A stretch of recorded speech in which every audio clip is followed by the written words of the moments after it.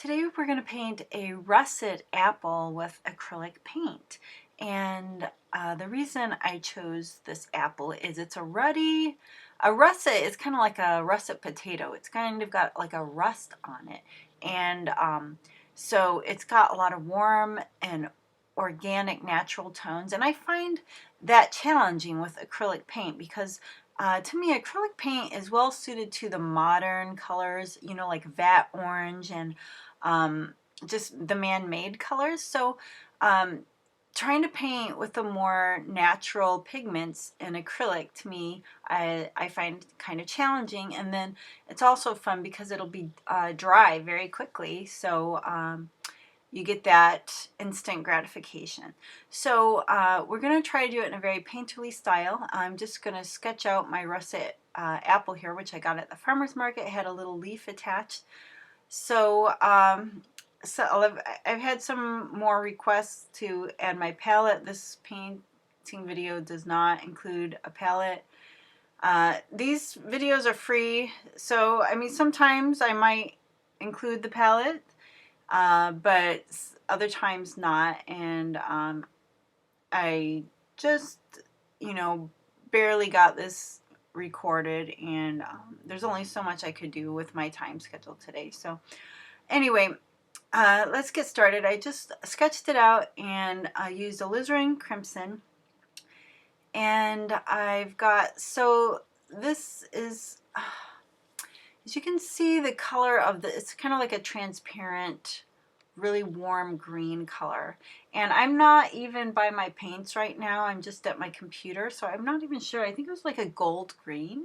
And with the golden acrylics, you can see the transparency or the opacity of the color because they'll put a swatch, a sample swatch of the paint that's in the tube on the tube. And there's some black lines that if it's very opaque paint, they'll be covered. And if it's very transparent paint, then you'll see the black lines through the paint. So the gold green is very transparent paint. And then I'm adding, I use two whites usually, zinc white and a titanium white. And the zinc white is more transparent. So if you need to lighten something but don't want to totally block out your transparency, or maybe don't want to whiten it to the extreme, then I use the zinc white. Alright, so we just have a dark shadow. Again, like I said, trying to use my natural, like iron oxide and the burnt umber, gold green. I'm not sure what exactly the pigment content of that is, but trying to use just a very few brush strokes on this painting, making the shadow side darker, and then a very neutral background. And I'm using a gesso board panel by Ampersand. I think this green paintbrush is actually from Michaels, and the other one, I'm not sure what brand it is. I've had a lot of questions about the brushes I use. I'll try to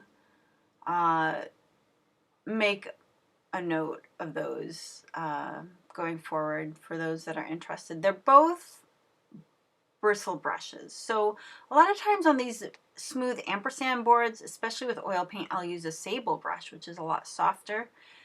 But with the acrylic paints, they're a different consistency and viscosity. So I mean, you can water them down too, and sometimes I use the fluid paints, but these are the heavy body paints, so they're going to be thicker, and I'm using bristle brushes.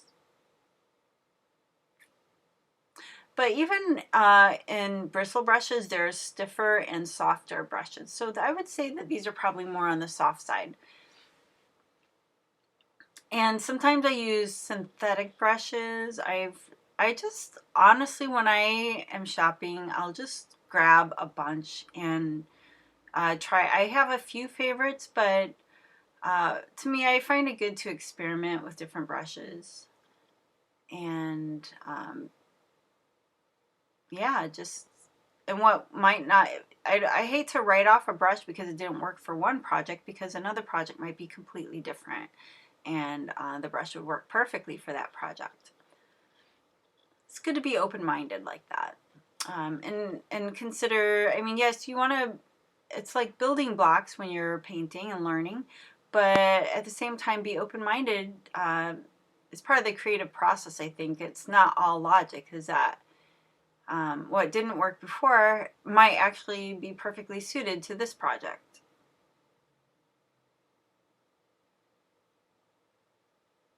So just something to keep in mind. And as you can see, there's kind of an underpainting of like a pink, a very pale pink underneath this, and that kind of adds the warmth. The russet apple, like I said, it's kind of like a Bosque pear. There, I wish I had a picture of it still, but it's like kind of like a brownish rusty color, sometimes maybe freckled or speckled, and then with green undertones, a greenish yellow undertones. Okay, so at this point, I'm just going to work on the brightest or lightest highlights of the apple in the background, I believe. I painted this a month ago. I've already sold it, but I've been out of the country, actually, and I just got back, and I've had this on my phone the whole time. So I'm glad to finally get this video up, and I'm going to do I'm trying to do another one today of poppies, so also in acrylic. So hopefully I'll get that done. I'm working on the final projects for a book. It's available for pre-order now by Quarto Creates Publishing or Walter Foster, and it is about acrylic painting and kind of like these loose brush strokes is what it focuses on. So I'm very excited about that. I'll put a link in the description if you want to pre-order that book. But these videos are not part of that book. So I might do a little bit of a video of one of the projects in the book, but I haven't made that yet. So like I said, just working on the highlights of this, and it's with these loose brush strokes, you're not going for the details. You're just kind of working on the masses and values, the masses of color or blocks of color and the values. I do try to stay as close to the colors as possible. That's kind of where I stick with my realism, is to make sure the colors match quite accurately. I'm not doing like, you know, purple shadows and really extreme coloring.